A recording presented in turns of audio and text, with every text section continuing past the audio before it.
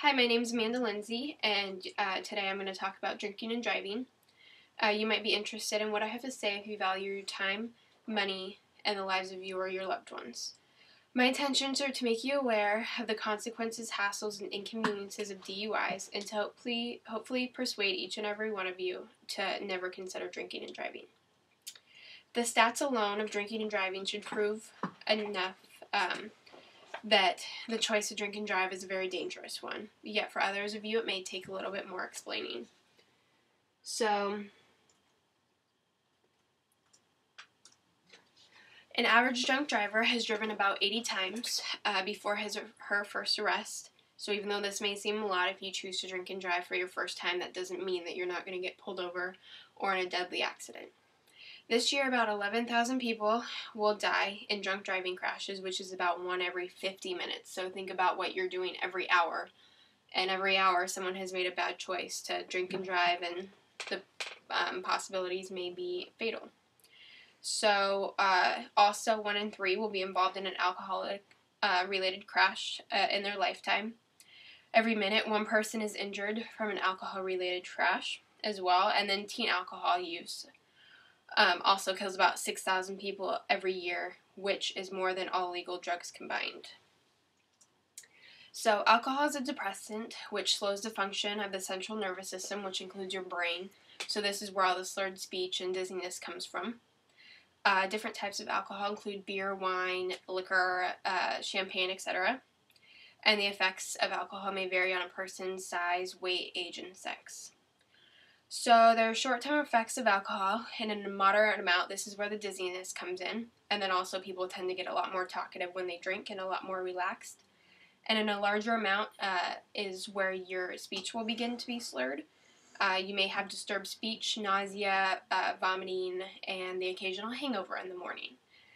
And then the long-term effects of heavy use can lead to addiction or alcoholism, and damage to vital organs, which would be to the brain or liver over time. Then blood alcohol content, or BAC, is a direct measurement of actual alcohol flowing through your blood, through your body. And then 0.08 is a magic number for the United States, so anywhere above this for blood alcohol content will give you a DUI as soon as you get pulled over. So other considerations to think about when drinking and driving would be medications that you are currently taking, such as a depressant drug as well, because it can multiply alcohol effects up to 10 times. Also, if you're tired, sick, or fatigued, this can also increase the effects of alcohol and get you drunker much faster. So then the magic rule for how long you should wait before driving is about 45 minutes per drink. And this also depends on the person and the weight and size, and male versus female as well. But this is the magic number. 0.00 is the only safe blood alcohol content for driving. But they do tell you to wait 45 minutes per drink. So if you've had, 3, you have to wait like an hour and a half plus. And then here's the standard for each drink and what each of them compare to. So 12 ounces of beer would compare to like 1.5 ounces of liquor, or a shot. And then who it affects is your family and friends.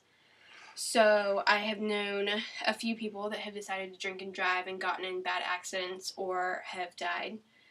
And then, that affects your friends and family because you might be, texting them 1 minute and then, deciding to get into the car the next and getting in a fatal crash.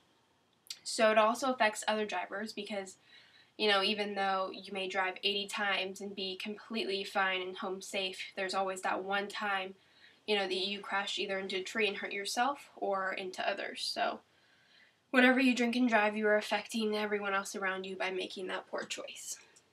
So there's an organization called MAD, which is Mothers Against Drunk Driving, which many of us have seen or know about. And here's a couple of statistics about them and what they do. So MAD serves a victim or survivor of drunk driving about every 9 minutes in the United States. And they have saved about 27,000 lives through the passage of public health laws. And they've also, since 1980, when they were first established, have nearly saved about 300,000 lives and counting.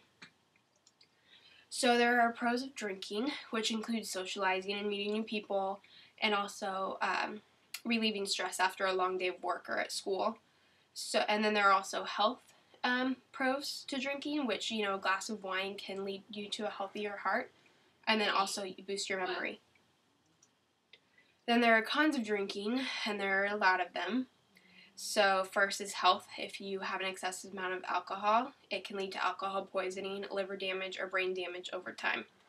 Also, unintentional injuries can occur, or violence. So the injuries, you know, could be just doing something stupid with your buddies and getting yourself hurt, or of course the car accidents.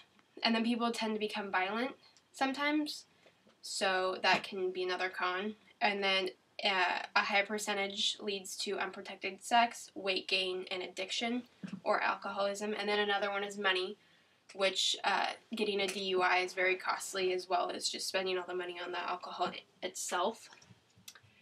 So here's a picture that happened recently in February. I'm not sure where, but you can see this car hitting into the pole. And if I asked you again if you would ever think about drinking and driving, would you? I have shared how alcohol affects your body and the statistics of it. And the statistics alone should scare you enough to never think about drinking and driving. And I've personally known a few people who have lost their lives from this. And from my point of view, I don't understand why anyone would choose to get behind the wheel, whether they can drive or not. Will you drink and drive?